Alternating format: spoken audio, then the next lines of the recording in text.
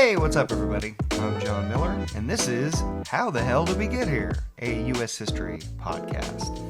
It is lucky number 13, episode lucky number 13, and in the previous couple of episodes, I have discussed the beginnings of the American Revolution, the roots, what gave rise to the movement. I talked about the French and Indian War.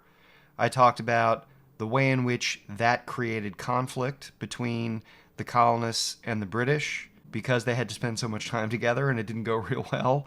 I talked about the massive amount of debt that put Great Britain into that conflict. It's very expensive.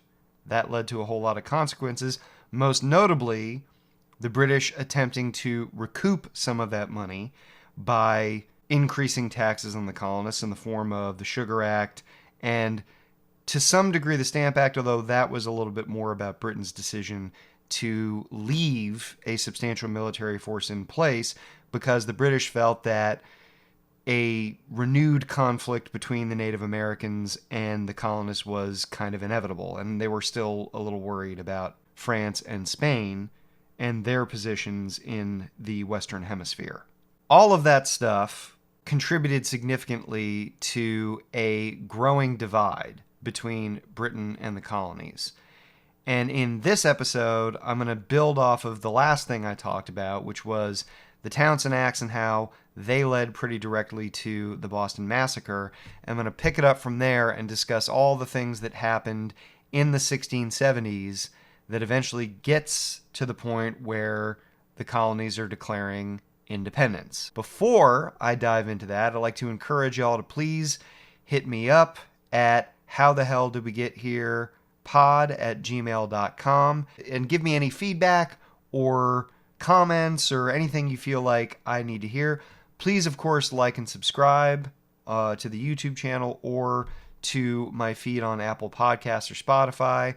And you can also leave me a voicemail or a text message if you would prefer to do that at area code 951-525-5536. I love to hear from you guys, and I could definitely use the guidance. I'm still getting my legs under me, and I'm still figuring this out, so any feedback you could provide, I would love to hear it. Before I get into the actual content here, as y'all can see, those of you who are watching on YouTube, I'm wearing one of my many University of North Carolina Tar Heels shirts, paraphernalia, whatever. I've been a fan since I was a kid. I've followed the basketball and the football teams. Mostly those are the sports that I'm into anyway. And that is because I have family ties to specifically Western North Carolina. I mentioned it in a previous episode. I joked about my dad's whole side of the family being hillbillies from Appalachia and Western North Carolina, which is kind of a joke, but kind of true. But I'm mentioning it now because, as those of you who've been paying any attention to the news lately know, Western North Carolina just really got its ass kicked by this Hurricane Helene. It is devastating, the footage that I have seen. And a lot of these places are places I spent quite a bit of time in as a kid, as a teenager. Asheville, I went in and around there all the time. Burnsville, I spent even more time in Yancey County. Mars Hill, Hendersonville. These are all places I know, all places I've been in and around a lot. And seeing some of the places that I used to drive around, camp out in, it's difficult. It's hard. It's almost unrecognizable in a lot of cases. And this is not an area of the country that is overly prosperous. In many instances, these are people that are really kind of living on the margins. If you have the means, if this is something that you think is worthwhile, and I certainly think it is, you can go to the state of North Carolina's website. You can go to the city of Asheville's website. You can go to the Red Cross. And if you can contribute anything, it all helps. And these folks there could really use it. So my thoughts are certainly with them. And I hope everybody there, if anybody there is listening to this, I hope y'all are all right. And like I said, if you all out there feel like you can lend a hand, it would certainly be appreciated. Thanks very much. On to the rest of the show now. And as usual, I have an overarching question that will touch on all of this information, and that once you have listened to or watched this episode, I think you should be able to answer. That question this time is, was the revolution ultimately about something as obvious and simple as taxes or self-determination, or was the revolutionary spirit guided by more complicated and subtle factors? So that's the question that you want to think about and that you should be able to answer after the episode is over. Also, I want to just remind everybody about the resources that I'm using for this episode. I mentioned these in the previous one, so I'm just going to quickly go through them again here. As I have been using throughout the process, it's The American Pageant, which is a U.S. history textbook, effectively. Give Me Liberty, another AP U.S. history textbook. The Cause, The American Revolution and Its Discontents by Joseph J. Ellis. Thomas Jefferson, The Art of Power, which is a biography by John Meacham. John Adams, the biography by David McCullough. And The Glorious Cause, The American Revolution, 1763 to 1789, which is part of the Oxford History of the United States, and that is by Robert Middlecoff. The period immediately after the Boston Massacre in 1770, 1771, 1772 is characterized by kind of a calm, I would call it. There isn't anything really dramatic or anything that sort of forwards the cause of revolution in a major way that happens in 71 or 72. Not really until you get to the Tea Act and the Boston Tea Party do you see something that really kind of moves the needle in terms of revolution. But there are things that I think are worth mentioning, and I want to just go through some of that right now. Part of the reason things calmed down in the aftermath of the Boston Massacre is that what had driven events toward the Boston Massacre, the occupation of Boston by British troops, that was because of the uproar caused by the Townshend Acts. And the Townshend Acts, at least in part, are repealed in 1770. Certainly the duties that are a part of the Revenue Act, the Revenue Act portion of the Townshend Acts, those are repealed, except all of them on paint, lead, glass. They are all repealed except for the one on tea. And that is because the one on tea, the customs duty on tea, is designed to help out the struggling, at this time, British East India Company, and people in positions of authority. They don't want to give up on that piece of it. They still feel that the British East India Company is worth helping out, so that remains in place. Pretty much as a direct result of a lot of these revenues being repealed, the colonists, specifically in Boston, the merchants there agree to walk back, get rid of the non-importation agreement, the boycott that has been going on for at least a couple of years at this point. Thus, things look like they are kind of getting back to where they had been. Once you walk down this road, once the genie is out of the bottle in terms of all of this conflict, and the conspiracy theories are flying around, and the bad feelings have cropped up, it's difficult to then just put the genie back in the bottle and make like none of this had ever occurred. So there is still suspicion, there is still ill will between the colonists and the British, and that does not go away. And on top of that, the Navigation Acts are still very much in place and being enforced. There are still naval patrols around colonial ports that are trying to stop the colonists from trading with anybody, and there are still colonists that are trading in violation of the Navigation Acts with, like, the Dutch, for instance. And a good example of this is what is going on in the Delaware River area around what is then and now Pennsylvania, Delaware, New Jersey. It's also going on in the Narragansett Sound area of Rhode Island. That's where you get the first real problem that crops up after the Boston Massacre. There is this ship called the Gaspee, which is one of these ships that is trying to enforce the Navigation Acts. And it is in pursuit of smugglers when it runs aground in Rhode Island. A group of colonists finds the ship, attacks it essentially. The lead officer of the ship, a Lieutenant Duddingston, takes a shot to the balls. Gunshot, and not... Okay, he's shot in the groin, if I'm being specific to what I read. But you can read that in a number of ways. He's shot in a place you definitely don't want to get shot in. Not that any place is a good place to get shot in, but that's absolutely where you don't want to be shot. His ship, the Gaspee, is burned. As the British are wont to do, they decide that an investigation needs to be conducted, and the folks who are responsible for burning the ship and those who are responsible for doing the smuggling that caused the incident in the first place, they need to be found and they need to be punished. And some of them are even kind of like shipped back to Britain for prosecution. And this speaks to this larger issue that colonists have been complaining about for a long time, and that is that they, the colonists, are not being given a fair trial by jury in accordance with what is perceived as English constitutional rights by the British government. Okay? The British government has established, again, these vice admiralty courts and is sending some of these folks back to Britain to be tried rather than being tried by a jury of their peers in the colonies.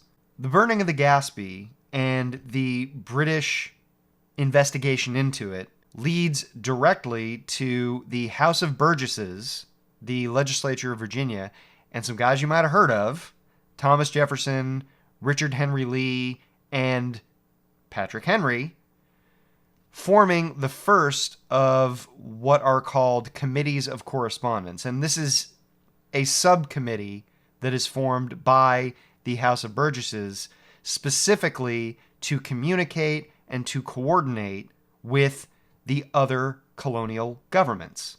And this is something when the House of Burgesses forms this committee of correspondence to communicate with these other colonial governments about things that the British are doing and ways to handle what the British government is doing, what British officials are doing.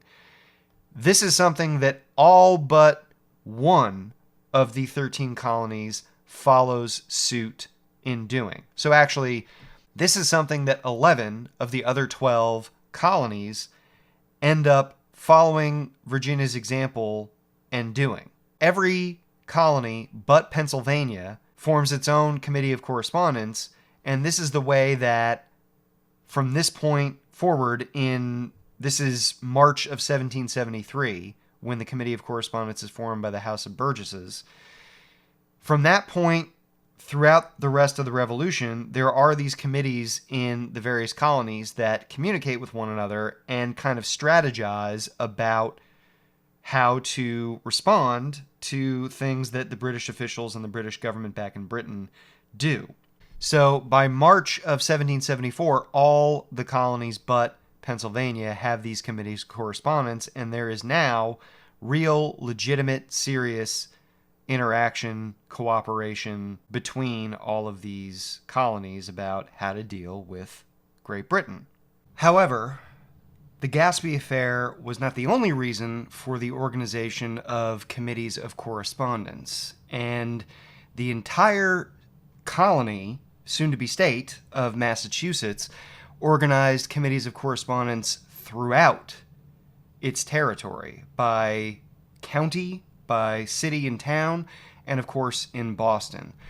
And that was in part a reaction to the Gaspee affair, but really what it had to do with in the case of Massachusetts was the issue of payment for royal officials. This is something that I have discussed in previous episodes and something that really exercised the colonists. The colonists, felt that their ability to control the pay of some of these royal officials, whether that's the royal governors, the lieutenant governors, or the superior court judges, gave them some kind of leverage, some kind of control or power over their governance through British officials.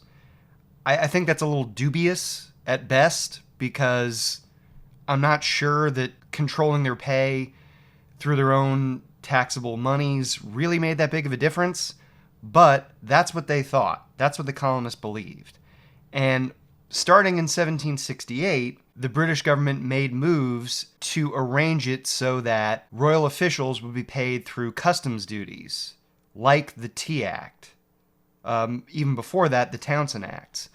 So the duties that were a part of the Townshend Acts, the duties on tea, glass, paint, so forth, those monies collected from the Townshend duties started to go to paying royal officials, like colonial governors. In 1768, that's what happened. In 1770, a few more royal officials began to be paid. And then in 1772, all the superior court judges of the colony of Massachusetts started to be paid from customs duties, taxable money that was collected on things like tea. And that meant that the money collected by the British was then used to pay these officials. That got people in Massachusetts really upset. And they started to organize their own committees of correspondence to monitor things and to kind of plan out how they were going to resist these sorts of measures. And they started to cry, "We're being enslaved." And they were led by a guy you've probably heard of, Samuel Adams, who began writing in various newspapers throughout the colony that this was unacceptable and that they, the colonists of Massachusetts, needed to push back on this because this was, once again, the British government encroaching upon their natural rights. So as 1772 is coming to a close and into 1773, you see a build-up once again after kind of a quiet period in 1770, 71, 72, post-Boston Massacre. You start to see some organization toward opposition against Britain. And that really picks up when something that I think most of us who are somewhat familiar with U.S. history know about, the passage of what's known as the Tea Act of 1773. That passes Parliament in May, and news begins to trickle back to the colonies that this measure is going into effect.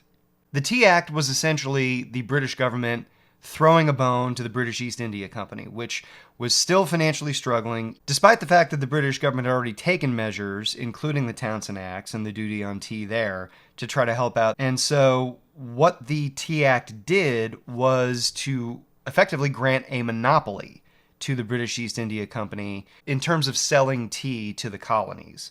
Now, the reaction of the colonists might seem a little counterintuitive here, because they had been paying a duty on tea, 3 pence, since the Townshend Acts had been put in place, and it was the only duty that had not been rescinded when Parliament rescinded the other duties in 1770. Also, there was still a lot of importation of tea going on from Britain, so the colonists were drinking that tea, and you had the colonists smuggling in tea from Holland, from the Dutch. So the Tea Act, in terms of conditions on the ground, wasn't materially going to change things all that much. The colonists would still be paying a duty on tea, and it would still be coming mostly from Britain. What changed things is the way that the colonists viewed this, and it actually does not start in Boston. It starts, really, the opposition to the Tea Act in Philadelphia and in New York. As I mentioned, there are branches of the Sons of Liberty all over the colonies by the time you get to the 1770s in the wake of the Stamp Act. They'd expanded. It is those branches of the Sons of Liberty in Philadelphia, in New York City, that take the lead on opposing the Tea Act. And from their point of view, and from the point of view of others who opposed it, it's basically that, once again, the British are deciding policy for the colonists, and the colonists have no voice in it. And the British ministry and the government in King George is reinforcing Parliament's authority to tax the colonists. Now, again, it hadn't gone anywhere for years since the Townshend Acts had been put into place. The tax on tea was still being paid. But this was kind of an announcement. It was the British taking a bullhorn and going, "By the way, we still have the authority to tax you." Or more like, "By the way, we still have the authority to tax you, whether you like it or not."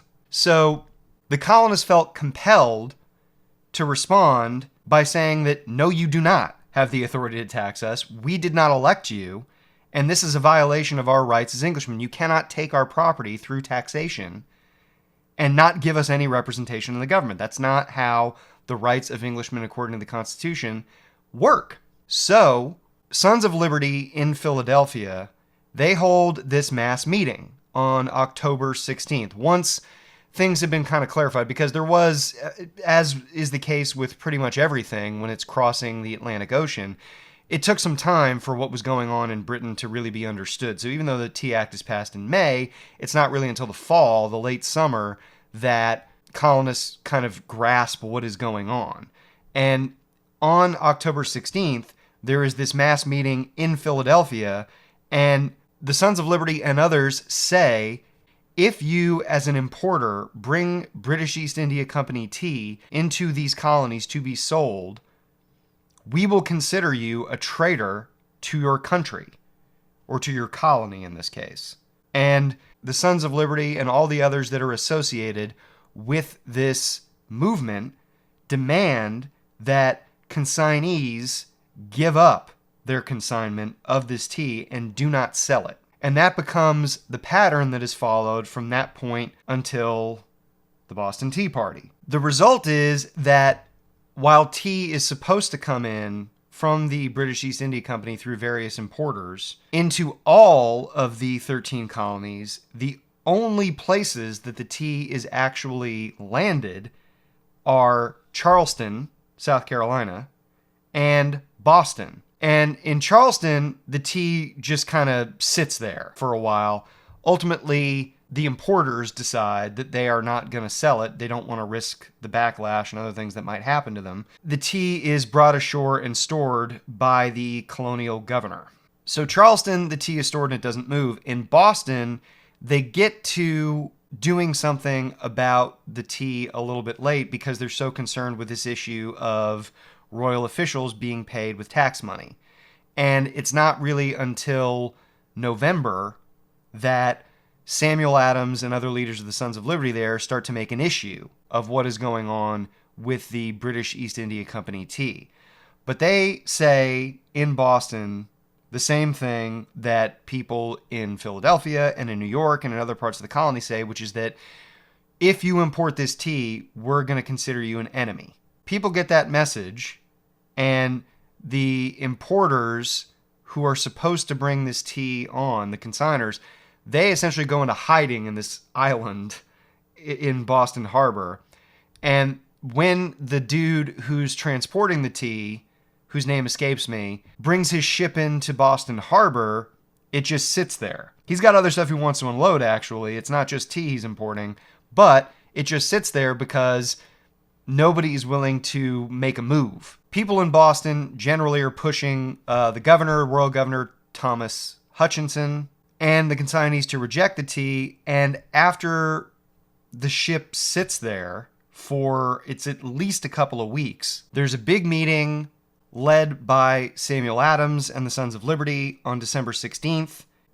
Samuel Adams, says, okay, there's no movement. We know what we need to do. I'm paraphrasing, but that's basically what he says. So he indicates to everyone there that the tea needs to be destroyed without saying, hey, we need to go ahead and destroy this tea. It's probably for plausible deniability. And later that evening, a bunch of members of the Sons of Liberty, dressed pretty unconvincingly as Native Americans, go on board this ship that is carrying the tea. They break in, they trash all the tea, they leave everything else. It's like a very orderly act of vandalism, actually. So much so that when they break a padlock, the Sons of Liberty, to get to the tea, they actually replace the padlock for the ship owner, okay? Because they want to make it clear that this is a political thing, that they're doing this as a message to the British government, and they're not there just as vandals engaging in mob violence. Although there were incidences of mob intimidation. There were customs houses of officials being trashed just the same way that there had been leading up to the Stamp Act. The same thing happened.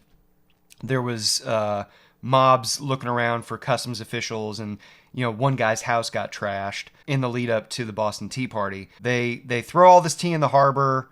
It's something like 10,000 pounds worth of tea, which is, in today's dollars, it's like millions of dollars worth of tea. So it's a substantial amount of damage. And the British officials, they're not happy, as you could imagine. Now we have reached what is truly the point of no return. And I call it the point of no return because after all of this unfolds, it's kind of difficult to imagine there being a totally peaceful resolution to the conflict between Britain and the colonists. It really starts and ends. I mean, this is all about, in my view, the way that the British react to the Boston Tea Party. It's hard to call it anything other than an overreaction. You might say that the British ministry, they lost their shit when the Boston Tea Party happened, and really, I think, kind of made a mountain out of a molehill. I mean, it wasn't nothing. It was a significant amount of property damage, and it was the colonists engaging in an act of defiance.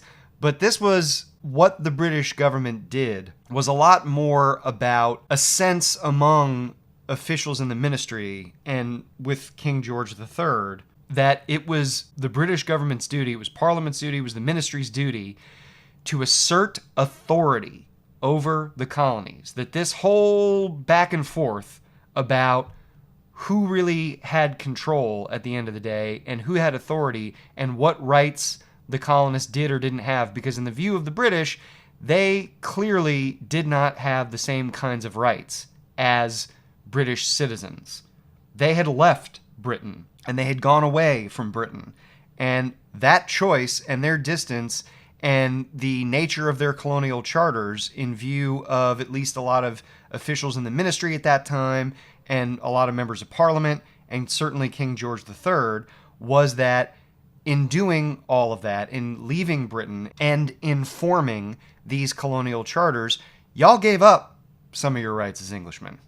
And you are not treated the same way as people in England or in Scotland or in Wales or in Ireland. So this is the moment that the British government chooses to put its foot down. It's quite a reaction. The immediate feeling among those in the ministry, and even, by the way, among a lot of allies to the colonies in Britain, the Boston Tea Party came across as a bridge too far. Those in Britain looked at this as just wanton destruction, irrational, reactionary, and beneath what British subjects are supposed to do and how they are supposed to behave. It was disrespect, it was disorder in the view of many of these ministry officials and King George and members of Parliament, and they felt, therefore, a little more justified in taking the actions they would take.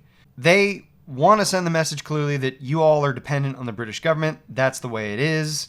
They initially explore prosecution for sedition of those who led the Boston Tea Party, but they back off of that as maybe a little too harsh and also really difficult to enforce, because how would they find out who exactly did it? That would be a really difficult investigation to pull off.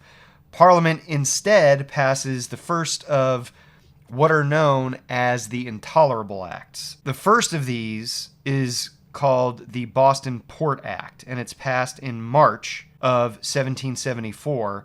Boston Tea Party, again, was December 16th, 1773. And what the Boston Port Act did was to close Boston's port until restitution was made to the Treasury of Great Britain for the lost revenue and taxes, and to the British East India Company for its lost property. And it also shifted, did the Boston Port Act, the seat of government from the city of Boston to Salem, which was seen as a less hopped up, as a less angry, as a less revolutionary kind of place than the city of Boston. Salem was seen as calmer. So they moved the seat of government from Boston to Salem. Imagine Boston, the colony of Massachusetts, is dependent on trade. That's its economic livelihood. And you're closing the port as the British government. It would be like if in Southern California you all of a sudden said, no more tourism. That would be a big blow to our economy. Or if you said in Silicon Valley, now we're going to outlaw all tech companies. Okay, it's the lifeblood of the economy of the colony, and you're shutting down the port. That's pretty significant, but that's just the beginning. Then there is the Massachusetts Regulatory Act, also known as the Massachusetts Government Act, which revokes the charter of Massachusetts, first of all. So now whatever legal rights existed between the colony of Massachusetts and Great Britain are null and void. On top of that, it gives the king, does the Massachusetts Regulatory Act, sole power to appoint members of executive council and make almost all civil offices appointed by the governor, who at this time was now Thomas Gage. It had been Hutchinson, it's now changed to Gage, who was the supreme commander of military forces in North America, and he is made effectively into a military governor of the colony of Massachusetts. And it severely curtailed, did the Massachusetts Regulatory Act, town meetings, which were sacred to people in Massachusetts and all over New England, really. This notion that you could get together as a group of people and talk out issues and decide what to do. It's the heart of New England democracy. So that's another really big deal.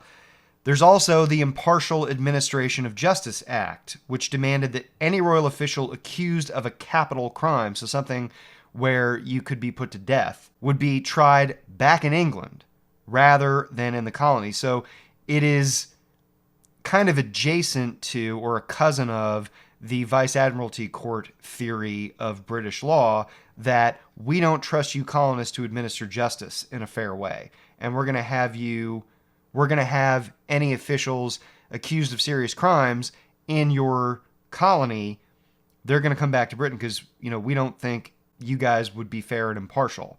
And again, it's taking more authority away from the colony. Finally, there is the new Quartering Act. And there had been a Quartering Act in place since the French and Indian War that required colonists to house soldiers in various places, to put them up, and in some cases to feed them, provide them with basics. This new Quartering Act empowered royal governors rather than colonial legislatures to find housing for troops. So now it's not in the hands, quartering soldiers is not in the hands of elected officials. It's in the hands of appointed officials who are responsible and responsive to the crown and the British government, not the people in the colonies. And this may or may not, the new Quartering Act, have included the potential to be quartered in private homes. That is unclear from everything I've read. There's this notion that British soldiers had to be housed in people's homes. From what I've read, that's not totally clear. And I think it probably occurred here and there, but I don't know if that was mandated necessarily by the new Quartering Act. There is also the Quebec Act, which is not technically a part of these other pieces of legislation that the British are passing in the wake of the Boston Tea Party. It just happened to be ratified into law at the same time, around the same time as these other measures that were very much targeted at the colony of Massachusetts because of the Boston Tea Party. What the Quebec Act did was to extend the territory of Quebec, French Canada, which is now a possession of Great Britain after the 7 Years' War, after the French and Indian War. Britain had taken everything that the French had in North America, including Quebec. So the Quebec Act extends the territory of Quebec southward into the Great Lakes region, which is territory the colonists had their eyes on, remember. There are all these land companies that are buying up territory out there on behalf of wealthy investors. There's also colonists who are desperate to get west, where the cheap and good farmland is. And now they see it maybe being snatched away from them and given to French Canadians. What will be French Canadians? They're not French Canadians yet. They are French colonists who had been a part of French Canada or French North America, and now are being given more territory in what would be like Ohio, Michigan, the Midwest. And the part of the Quebec Act that really galled a lot of people, especially in New England, was that Catholics were to be guaranteed freedom of practice. I think now you have the context to understand why that is such a big deal, why that is so repulsive and objectionable to many in the colonies.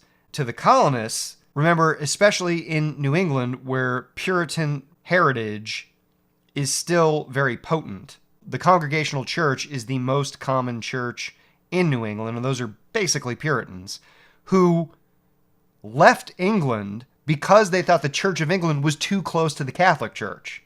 Okay? And more recently, in the 1760s and 70s, all of these rumors have come out about this secret Catholic conspiracy to try to control the colonists, to enslave them. So you have to imagine, and we don't have to imagine because there's writing about it, that the colonists saw this as yet another example of the Catholic conspiracy to enslave them, which they absolutely did. So that was the part of the Quebec Act. I mean, they weren't, obviously a lot of them weren't crazy about giving land over to French colonists, but it's the you gotta tolerate Catholics thing that really pisses a lot of them off. So collectively, the Boston Port Act, the Massachusetts Regulatory Act, or the Massachusetts Government Act, the Impartial Administration of Justice Act, the New Quartering Act, and then the Quebec Act, just because it's kind of passed around the same time as those other four, are called the Intolerable Acts. And that lets you know what the colonists thought about them. They're also known as the Coercive Acts. If you were to Google them, or if you were to look them up in a book or something like that, you could see either version, but they are the same thing. And that is, in my view, and in the view of most of the historians that I've read who've written about this subject, just a massive overreaction to the Boston Tea Party. That's one way of looking at it, and I think that that's a very valid way of looking at it. Maybe you could argue that this was just the point where the British government decided to really put its foot down and really assert its authority, and the Boston Tea Party was just the excuse that they'd always wanted. That they, members of the ministry, George III, some members of parliament, they'd always wanted to do something like this, or they'd wanted to do something like this for decades.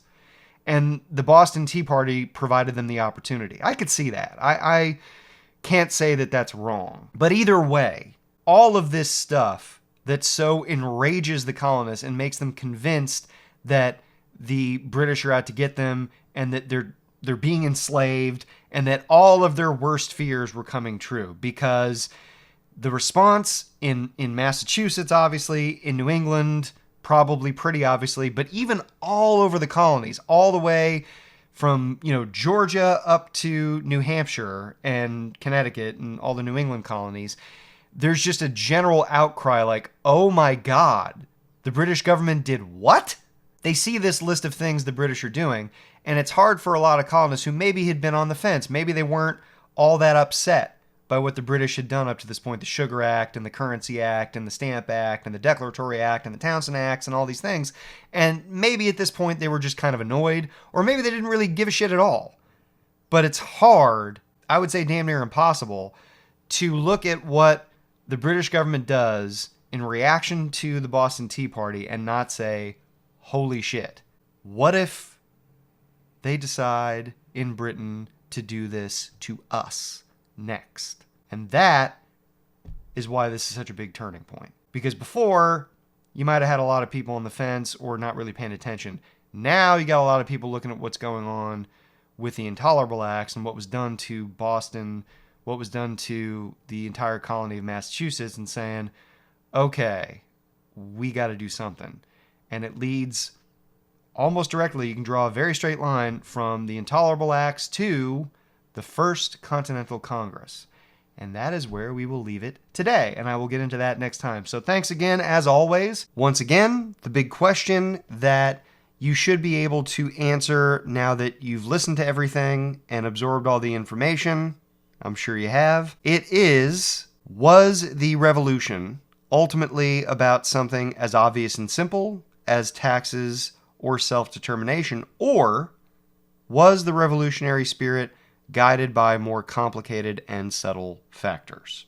Thank you for tuning in. Please like and subscribe.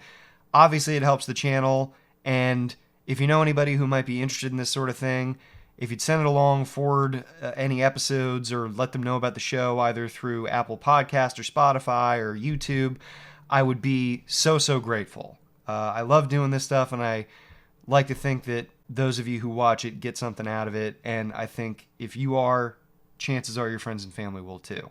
Okay?